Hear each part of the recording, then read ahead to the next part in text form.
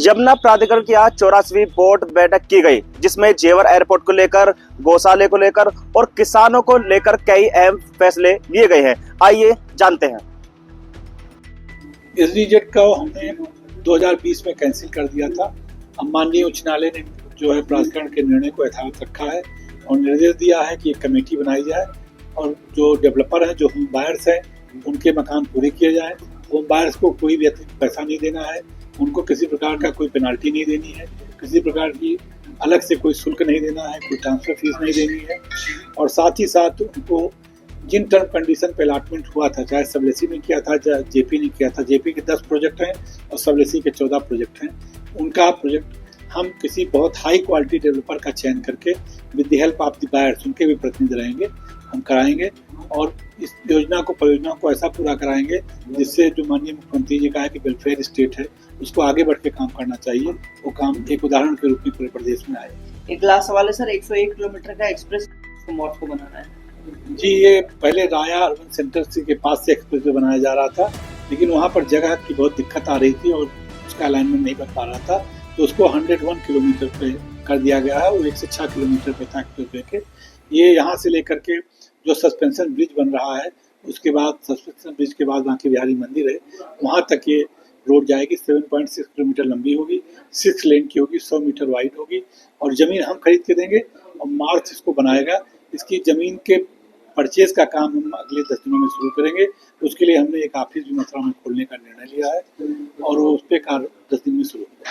1 लाख से ज़्यादा उनके कार्ड धारक है तथा 2 करोड़ से ज़्यादा परिवारों को नोएडा में इंश्योरेंस की सुविधा मिल रही है। तो यमुना क्षेत्र में आने वाले समय में 7.5 लाख लगभग लोगों के रोजगार मिलने की आशा है। उसको देखते हुए एसआई को एक 30 एकड़ का प्लाट देने का निर्णय हुआ है, जिसके लिए हम लोग एसपीवी बनाएंगे ज्वाइंट, और इसमें हेल्थ यूनिवर्सिटी होगी, देश की पहली एसआई की हेल्थ यूनिवर्सिटी होगी और साथ ही साथ इसमें ट्रॉमा सेंटर और एडवांस कैंसर इंस्टीट्यूट भी होगा।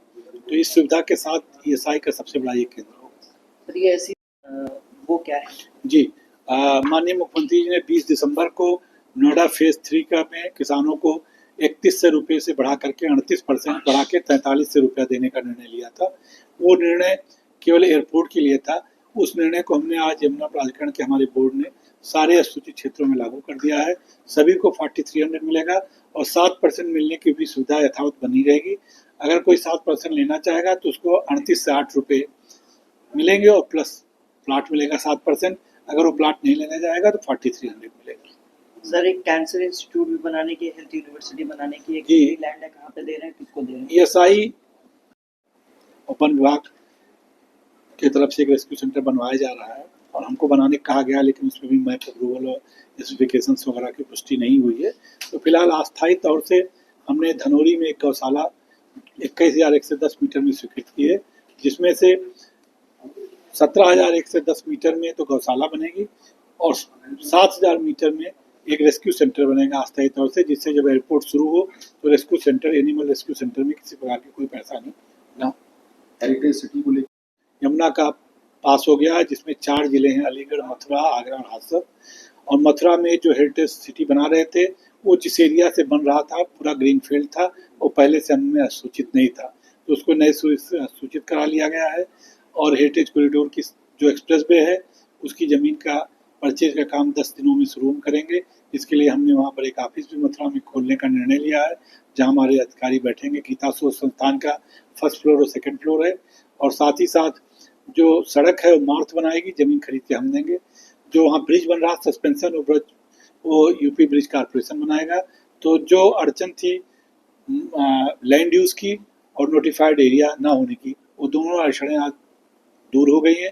15 दिन बाद ये मास्टर प्लान अखबार में कल प्रकाशित होकर लागू हो जाएगा। सर, एक बैठक हुई है, यहाँ पर कितने बजट का इस बार रहेगा, बजट कितना रहेगा और एयरपोर्ट के लिए खासतौर पे क्या डिसीजन हुए?